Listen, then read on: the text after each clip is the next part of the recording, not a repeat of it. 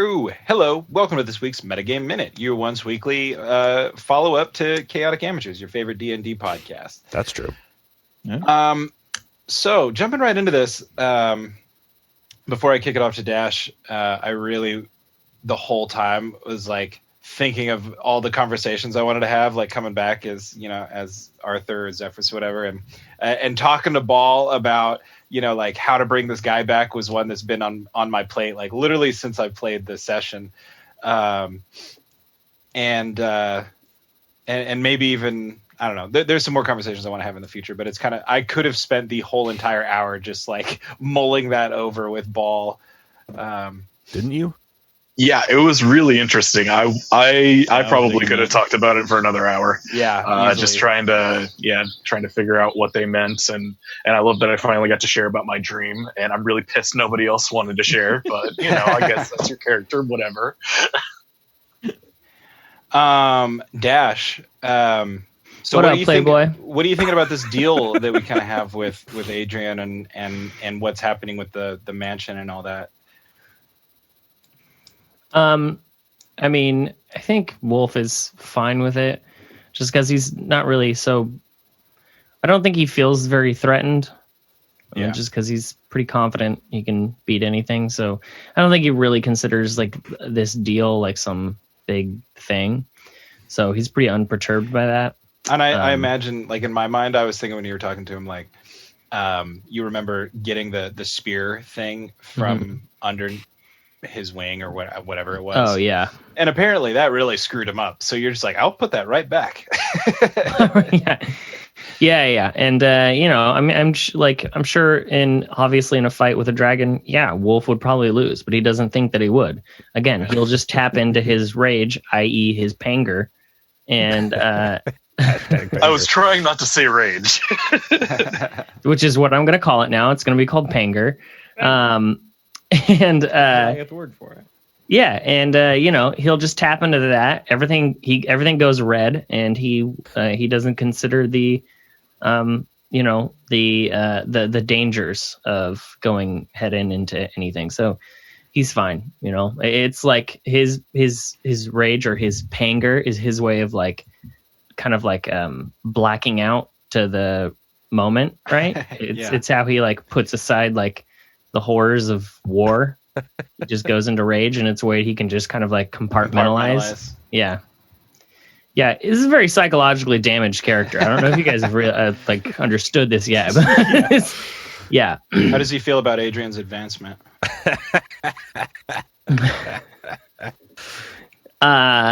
He's confused. He's never really considered romance a viable option in his life. And especially from some powerful being. Got to be honest, out of all of us, that was not the romantic budding relationship that I was expecting. Right. Yeah. So I don't know. I don't know. I think he's just confused, He's going to have some serious questions in some private time with himself. Nice. Riff. So you swore on your chucks, but you were lying, right? Nope. About the deal? Oh, you weren't lying. Okay, somebody else was lying. That's my bad. Caleb was lying, of course. Caleb's the liar. I was feeling the swearing on the chucks was pretty intense for Riff to then just follow up with lying, but I just misremember that. So where are you at with everything that's happening with the with kind of like the direction of the mission, with what's happening with the mansion? I don't know if there is a mission yet. Honestly. Well, we're talking about going to the wastes and things like that, and like serving Adrian's greater purpose. Yeah, I mean, I'm waiting to like go out into the forest. I'm gonna go to like where I met my Kenku pals. I'm gonna search for like the perfect tree to make a new pair of chucks. That's pretty much the only thing on my brain. As far as doing that stuff, like as long as, I guess I don't understand how, like I guess I understand his control over you. I don't understand his control over us, though. I think it's kind of like by proxy almost. But I mean, I also... And the fact that he's a big dragon and could eat us. Yeah. Yeah, for sure. I just, in general, I guess I just feel like I'll still go off and live my life if I want to. And then like if he calls me up, and is my annoying friend's like, hey, I need your help, then I'm like, yeah, okay. As long as I can in the moment. I just don't see a big deal. And that seems like that kind of fits like Riff's mindset too. Like 11 years old, not quite knowing maybe that like how I figure I'm 11. Like what you got to lord this over me my entire life? No. Is there anything in the wastes that Riff is after? Because I know like some people have been wanting, like I feel like Ball has kind of been wanting something in the wastes maybe. So is there anything there for Riff? I don't think so. At least I don't remember. I don't think that there is. I want to get onto researching and do and start, I've got this hankering to make like I feel like this, I don't know if it's a part of me leveling up or whatever it is, but I feel like I need to like create like a spell of some sort to do with the shadows and kind of like, put my mark on my discipline or whatever. I don't know. I'm more inner focused and not so much group focused. And it's more of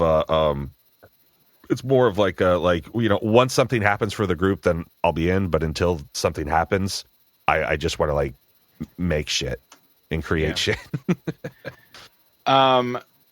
Scory. Where's Scory at?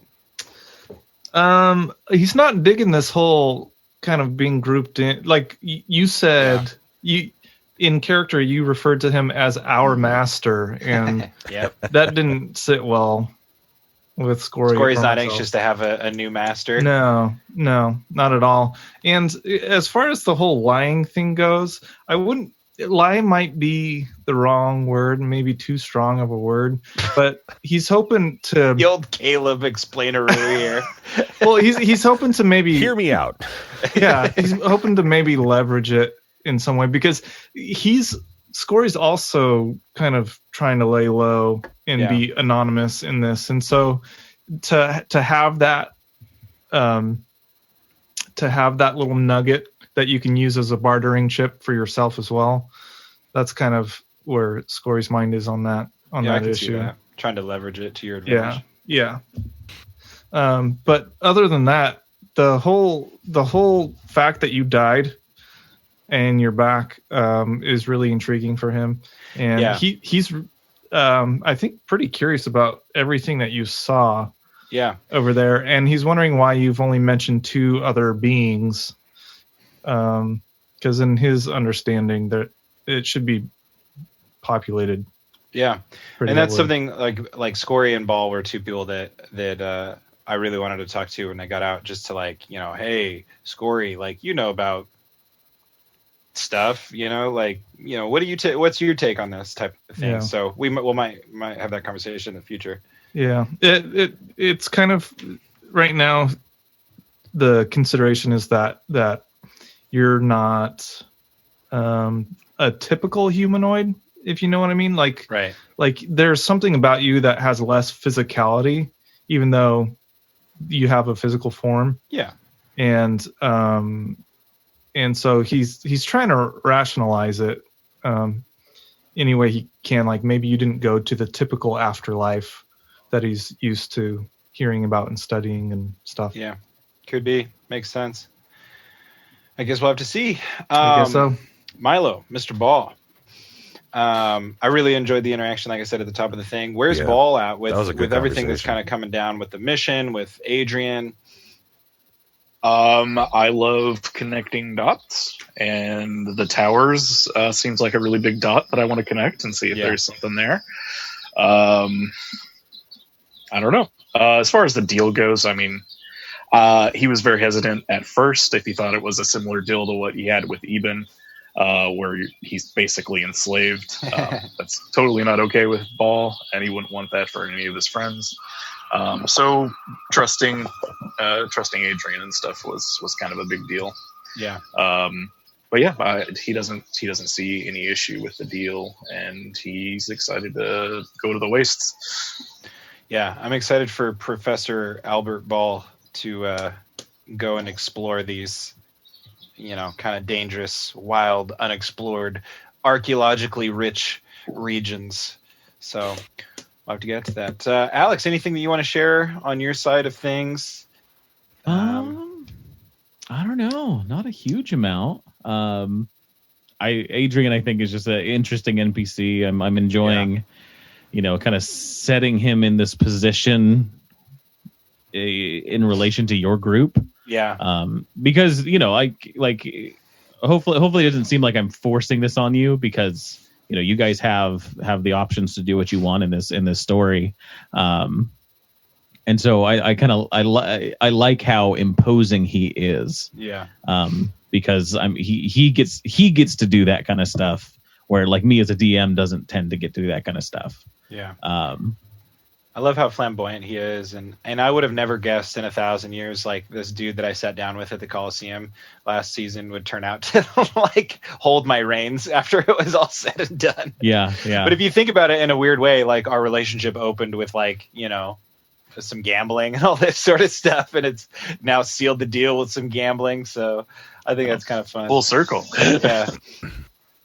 I thought the twist of it, like, the treasure hoard, and his thing is hoarding. I thought that was cool friends too. And secrets and shit like that. I thought that was pretty cool. Mm-hmm. And that's something about Copper Dragons, canonically about D&D. That's what they tend to like. Is they don't care much for treasure. They care for being the center of attention. And that's cool. This has been a fun guy to play, and I love pulling that kind of stuff from the monster manual and creating this this NPC, this character from that stuff. And this episode, having them like engage with you as much as Adrian did, was neat to see it like actually play out, not just what I think would happen in my head. Yeah. I love how he was just tuning out when it wasn't about him. I thought that was perfect. I thought that was super funny. I thought that was pretty funny. Like, you guys were talking, and I'm like, what is he doing? It's like, he's probably, he's taking a nap. Immediately bored. Yeah. Even if he didn't actually fall asleep, pretending to fall asleep is just as I feel like as slappy. Also, I like that we have ghost pledges. Oh yeah. Clean up after us, ghosts. Oh yeah. I like that. I was thinking it would be funny if the axe, like he goes to hand him the axe and it just falls through his ghost form and comes out clean, like when the axe hits the ground. It's just sparkly clean. Yeah, his body purifies it. Yeah. I like that I'm going with conjuration for that spell learning thing, just because that's the first kind of magic that I ran into and got to research. So that's going to be interesting going down that hill or down that hole. Alrighty, guys. Well, this is our first metagame minute back with our old gang. We will catch you all on Monday when we resume Chaotic Amateurs, your favorite D&D podcast. I gotta pee. Yeah, me too.